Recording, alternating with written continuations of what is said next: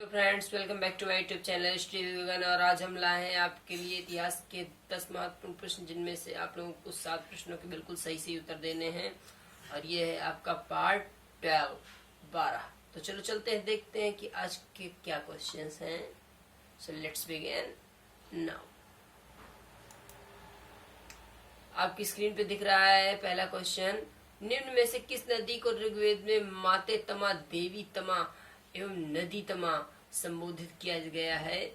तो आपकी स्क्रीन पे ऑप्शन दिख रहे हैं, सिंधु नदी, सरस्वती नदी, वितस्ता, यमुना। तो जल्दी से बताइएगा कौन सी नदी होगी। तो इसमें से आप लोगों की हो जाएगी सरस्वती।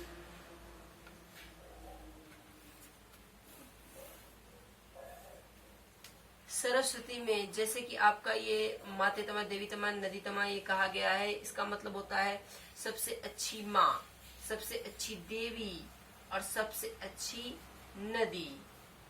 ठीक है, जैसे कि माते तमा सबसे अच्छी माँ, देवी तमा सबसे अच्छी देवी, नदी तमा सबसे अच्छी देवी मतलब नदी। तो ये आप लोगों का कौन सा हो जाएगा? अभी जैसे कि आप लोगों को बताया गया है ऑप्शन बी, सरस्वती नदी।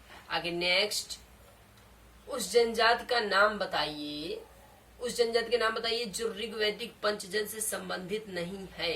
यदु, पूर्व, तुर्वस, किकट। तो इनमें से आप लोगों का क्या हो जाएगा, जल्दी से बताइए।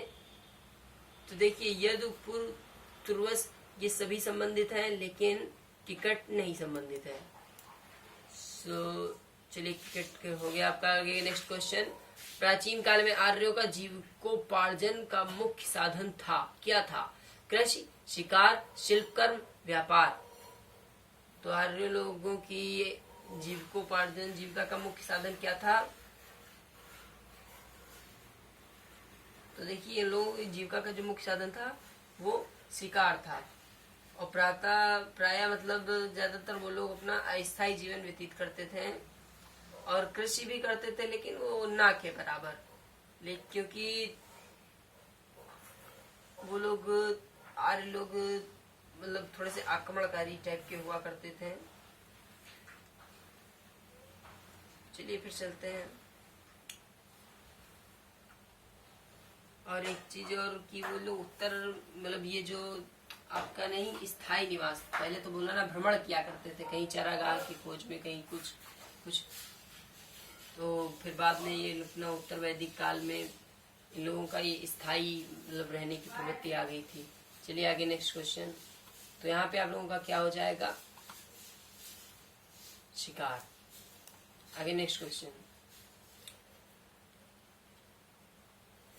ऋग्वेदिक उल्लिखित यव शब्द किस कृषि उत्पाद हेतु प्रयुक्त किया गया है? तो ये जो यव आपका शब्द है ये जौ से रिलेटेड है। चलिए,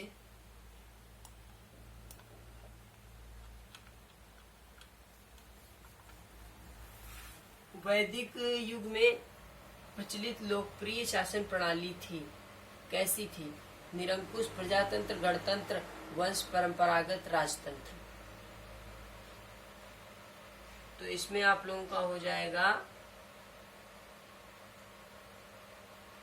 वंश परंपरागत राजतंत्र।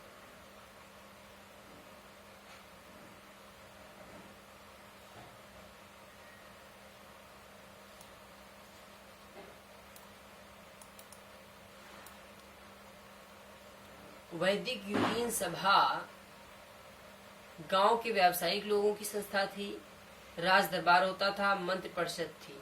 राज्यों के समस्त लोगों की एक राष्ट्रीय सभा थी, क्या था? वैदिक युगीन सभा।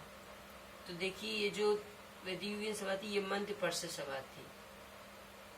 इसमें आप लोगों ने जैसा कि वैदिक युग जो पढ़ा होगा, इसमें आप लोगों को बताया गया सभा एवं समिति नामक 2 संस्थाएं थीं, जो कि मतलब राजा कहीं निरंकुश ना हो जाए तो उसकी निरंकुशता पर नियंत्रण लगाने के लिए होती थी।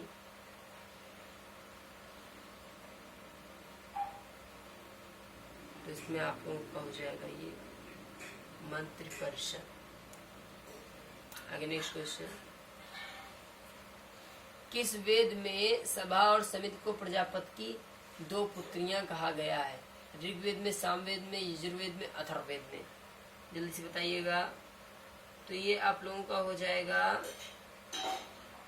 अथर्ववेद में, क्योंकि अथर्ववेद में ही आप लोगों का बताया गया है कि सभा और समिति को प्रजापति की 2 पुत्रियां कहा गया है, जो कि आपकी 2 संस्थाएं थीं। आगे नेक्स्ट क्वेश्चन, आयुर्वेद अर्थात जीवन का ज्ञान का उल्लेख सर्वप्रथम मिलता है, किसमें मिलता है? आरण्यक में, सामवेद में, यजुर्वेद में, अथर्ववेद में? जल्दी से बताइएगा।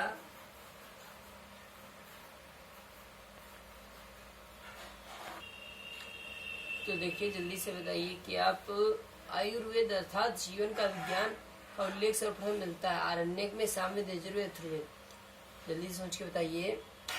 तो देखिए, आप लोगों का इसमें से हो जाएगा अथर्ववेद, क्योंकि अथर्ववेद में ही ये आप लोगों का मतलब चिकित्सा संबंधी पद्धति बताई गई है, और भी उसमें कई सारी चीजें बताई गई, जैसे जादू टोना टटका वगैरह, और इसमें स्त्रियों के जन्म की निंदा भी की गई है, बहुत सारी ऐसी बातें बताई गई हैं।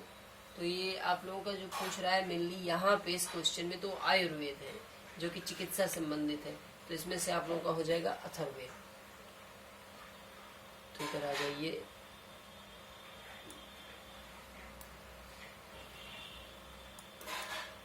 आगे नेक्स्ट क्वेश्चन, सर्वाधिक ऋग्वैदिक सूक्त समर्पित है अग्नि को, इंद्र को, रुद्र को, विष्णु को? तो जैसे कि आप लोगों ने पढ़ा होगा 250-200 सूक्त इसमें से जो ऋग्वैदिक कालीन में आपके नहीं दिए गए हैं, तो सबसे ज्यादा किसको समर्पित है?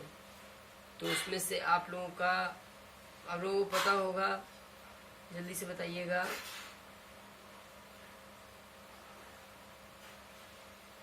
देखिए, उस समय जो सबसे प्रिय देवता थे इनके इंद्र थे, तो उनके लिए 250 सूक्त थे, और इनके लिए बाकी ये जो अग्नि थी इनके लिए 200। तो सबसे ज्यादा किसके थे? इंद्र के लिए। तो यहाँ पे हो जाएगा आप लोगों का ऑप्शन बी। कितने थे? 250, और फिर उसके बाद में अग्नि, उनके कितने थे? 200। तो यहाँ पे आप लोगों का हो जाएगा इंद्र को। आगे इधर आ जाइए। ऋग्वेद में सर्वाधिक संख्या में मंत्र संबंधित हैं, अग्नि से, वरुण से, विष्णु से, यम से। सर्वाधिक मंत्र किस देवता से संबंधित हैं? तो देखिए, इसमें से आप लोगों का ऑप्शन में जैसा कि इंद्र दिया नहीं गया है, ऑप्शन को भी देख के कभी कभी चलना पड़ता है, क्योंकि अब यदि ऑप्शन पर ना ध्यान दें तो आते हुए भी गलत हो जाता है। तो इसलिए ऑप्शन देखिए। वैसे अभी हमने आप लोगों को बताया था कि इंद्र, फिर अग्नि, और बाकी तो बाद में। तो यहाँ पे इंद्र आया ही नहीं है, अग्नि लेकिन आया है, तो इसलिए यहाँ पे आपका क्या हो जाएगा? अग्नि। तो ऋग्वेद में सर्वाधिक संख्या में मंत्र संबंधित है, किससे संबंधित है? आपका ये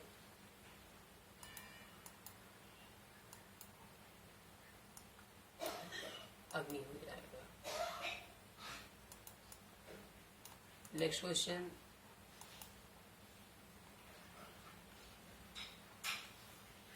चलिए अच्छा, बस आज के लिए इतना ही रखते हैं। आगे क्वेश्चन नेक्स्ट वीडियो रखेंगे। चलिए, नमस्कार।